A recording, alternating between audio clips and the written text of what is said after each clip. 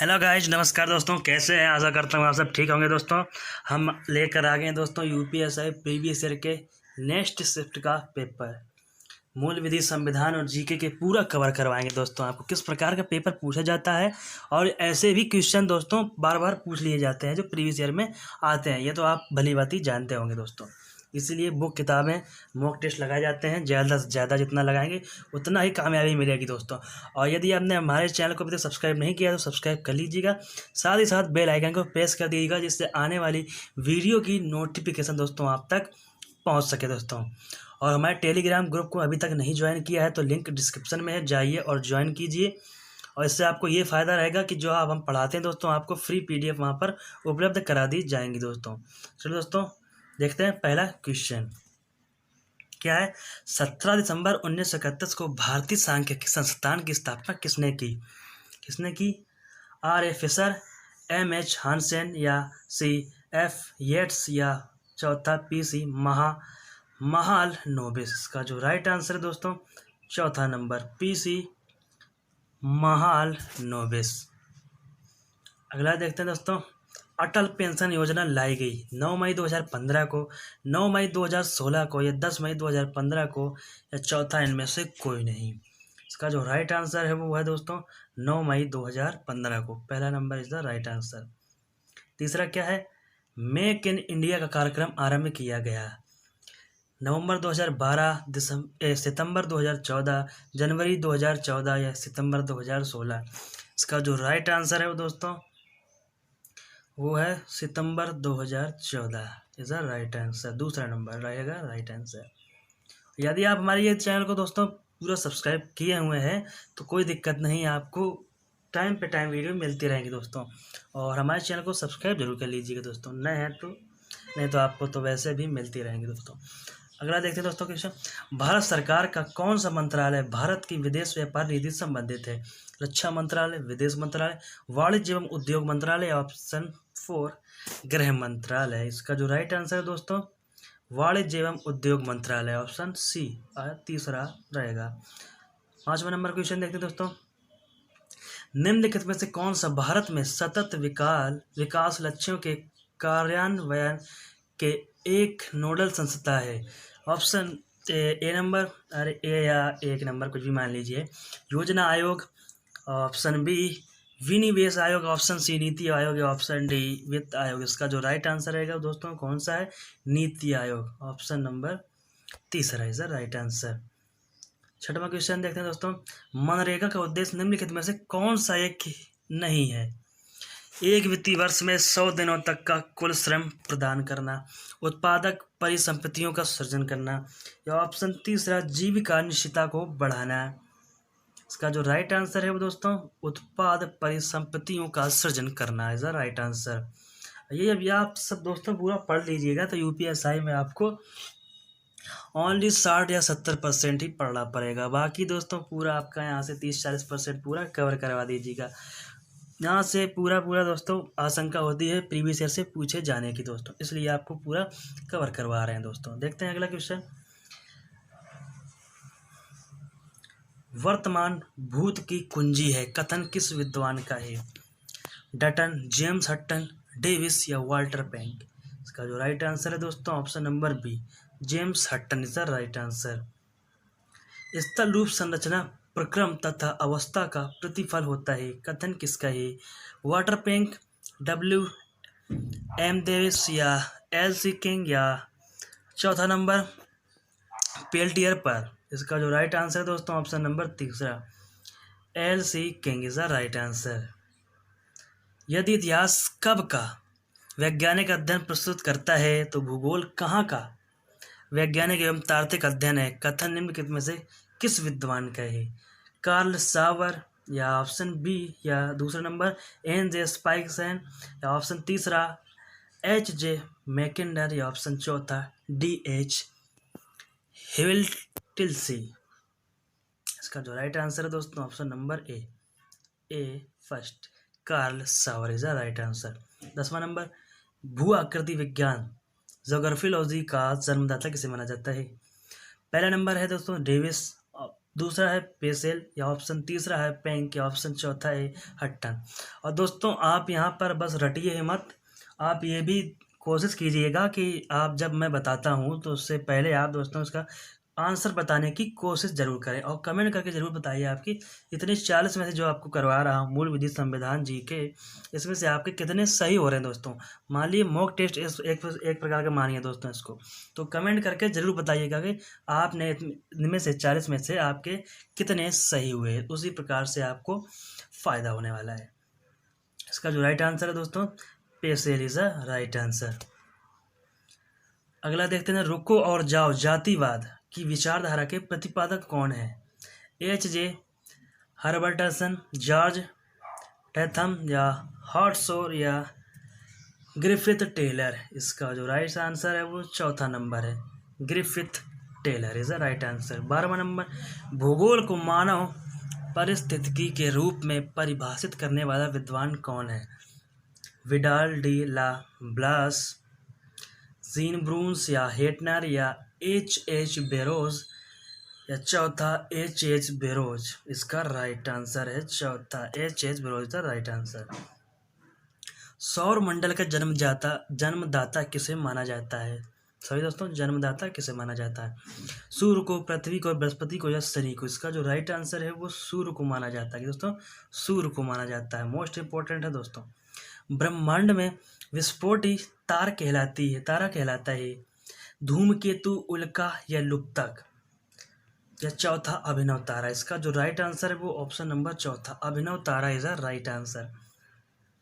वैज्ञानिक जिन्होंने सर्वप्रथम खोज की पृथ्वी सूर्य के चारों ओर घूमती है, न्यूटन है या डाल्टन है या केकापर्निकस या आर्नस्टीन? इसका जो राइट आंसर है वो ऑप्शन नंबर तीसरा है, केकापर्निकस इज द राइट आंसर दोस्तों। निम्नलिखित में से कौन सा ग्रह नहीं है जिसे प्राचीन भारतीय मानते थे? सूर्य, मंगल, शुक्र, शनि? इसका जो राइट आंसर है वो सूर्य है, पहला number is the right answer दोस्तों। अगला देखते हैं दोस्तों, सूर्य के संगठन में सहायक गैस है ऑक्सीजन और CO2, हीलियम और ऑक्सीजन, हीलियम और नाइट्रोजन, हाइड्रोजन और हीलियम? इसका जो राइट आंसर है वो हाइड्रोजन और helium is the right answer, चौथा इज द राइट आंसर दोस्तों। सूर्य के मध्य भाग को क्या कहा जाता है? समताप मंडल, प्रकाश मंडल, वर्ण मंडल या स्थल मंडल? इसका जो राइट आंसर है वो ऑप्शन नंबर दूसरा है, प्रकाश मंडल इज द राइट आंसर है दोस्तों। सूर्य के ऊपर के भाग को क्या कहा जाता है? आधोमंडल, प्रकाश मंडल, वर्ण मंडल या समताप मंडल? इसका जो राइट आंसर है ऑप्शन नंबर तीसरा, वर्ण मंडल इज द राइट आंसर दोस्तों। सूर्य सदैव पूर्व से निकलता है क्योंकि पहला नंबर पृथ्वी पश्चिम से पूर्व की ओर घूमती है, दूसरा नंबर पृथ्वी पूर्व से पश्चिम की ओर घूमती है, या ऑप्शन नंबर तीसरा ये पूर्व में स्थित है, ऑप्शन चौथा इनमें से सभी? इसका जो राइट आंसर है दोस्तों पहला नंबर, पृथ्वी पश्चिम से पूर्व की ओर घूमती है दोस्तों। 22वां, विषुवत रेखाएं के समांतर कल्पित रेखाएं क्या कहलाती हैं? अक्षांश रेखाएं, देशांतर रेखाएं, ग्रीनविच रेखा या मध्याह्न रेखाएं? इसका जो राइट आंसर है वो दोस्तों अक्षांश रेखाएं इज द राइट आंसर। अगला देखते हैं दोस्तों, पृथ्वी के उत्तरी ध्रुव एवं दक्षिणी ध्रुव को मिलाने वाली रेखा क्या कहलाती है? अक्षांश रेखा कहलाती है या देशांतर रेखा कहलाती है या अंतरराष्ट्रीय रेखा कहलाती है या मिलन रेखा कहलाती है? इसका जो राइट आंसर है वो देशांतर रेखा कहलाती है, इज द राइट आंसर दोस्तों। और ये भी मोस्ट इम्पोर्टेंट है दोस्तों, बार बार पूछे जाने वाला क्वेश्चन सभी एग्जामों में दोस्तों ज़्यादातर, और SI के लिए तो फिर और पुलिस के लिए तो बहुत ही इम्पोर्टेंट है दोस्तों। अगला देखते हैं दोस्तों, प्रधान मध्याह्न रेखा किस स्थान से होकर गुजरती है? ग्रीनविच, सिडनी, ग्रीनलैंड या इलाहाबाद? इसका जो राइट आंसर है दोस्तों Greenwich is the right answer. अगला देखते हैं दोस्तों, मकर रेखा निम्न में से किस देश से होकर नहीं जाती है? दक्षिण अफ्रीका, अर्जेंटीना या चिली या फिलीपींस? इसका जो राइट आंसर है वो दोस्तों चौथा है, फिलीपींस। जो फिलीपींस की दोस्तों राजधानी है वो मनीला होती है। अगला देखें दोस्तों, पृथ्वी 1 घंटे में कितना देशांतर घूम लेती है? 12 डिग्री, 15 डिग्री, 18 डिग्री या 20 डिग्री? इसका जो राइट आंसर है दोस्तों 15 degree is the right answer.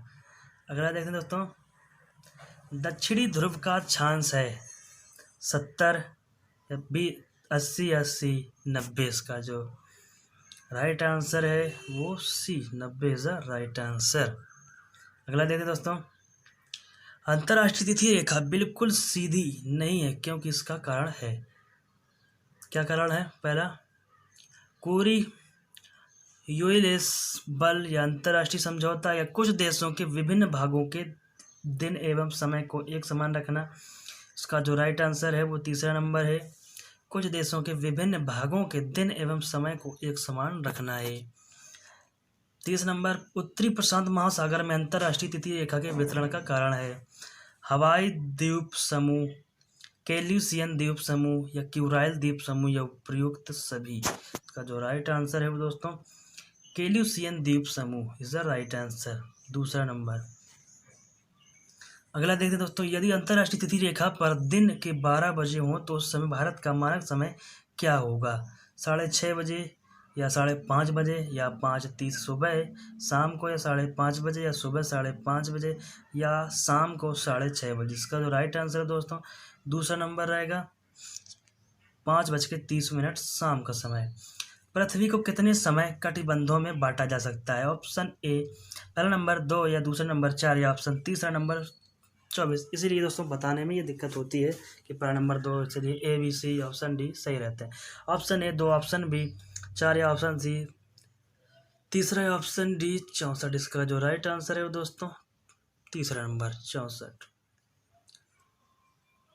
Bharat का प्रमाणिक समय किस स्थान से निश्चित किया जाता है? मुंबई से या दिल्ली से या इलाहाबाद से या कोयम्बटूर से? इसका जो राइट आंसर है दोस्तों इलाहाबाद से is the right answer. Greenwich माध्य समय तथा भारतीय प्रमाण समय के बीच अंतराल कितना है? ऑप्शन है 4 घंटे 30 मिनट, 5 घंटे 30 मिनट, 6 घंटे या 6 घंटे 30 मिनट। इसका जो राइट आंसर है दोस्तों दूसरा नंबर है 5 घंटे 30 minute is the right answer दोस्तों।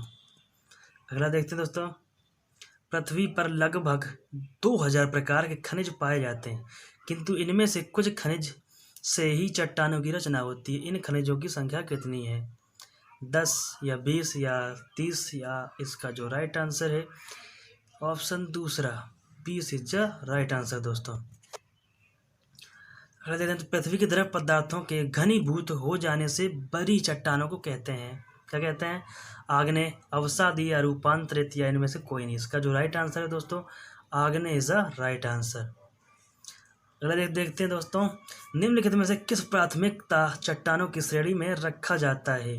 आग्नेय चट्टान, अवसादी चट्टानें, रूपांतरित चट्टानें या अंतर्भेदी चट्टानें? इसका जो राइट आंसर है वो आग्नेय चट्टानें। अगला क्वेश्चन देखते हैं दोस्तों, लास्ट क्वेश्चन है, निर्माण की दृष्टि से निम्न में से कौन सी चट्टान सर्वाधिक प्राचीन है? आग्नेय है, कायांतरित है, अवसादी है या अधिवितलीय है? इसका जो राइट आंसर है वो दोस्तों कौन सा है? आग्नेय इज द राइट आंसर। आगे चट्टानें बहुत ही पुरानी चट्टानें हैं। आपको दोस्तों बीच बीच में हम डिस्टर्ब इसलिए नहीं करते हैं कि पढ़ाई के बीच में डिस्टर्ब नहीं होना चाहिए दोस्तों, कि बीच में हमारे चैनल को सब्सक्राइब कर लेना, ये कर लेना, वो कर लेना, 3 तूफाना कर लेना।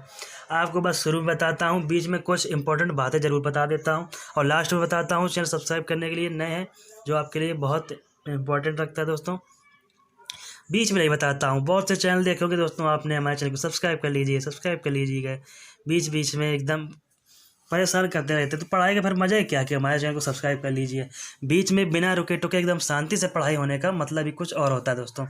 तो आप हमारे चैनल को सब्सक्राइब जरूर कर लीजिएगा दोस्तों और बेल आइकन को प्रेस कर दीजिएगा और ज़्यादा से ज़्यादा शेयर करिएगा।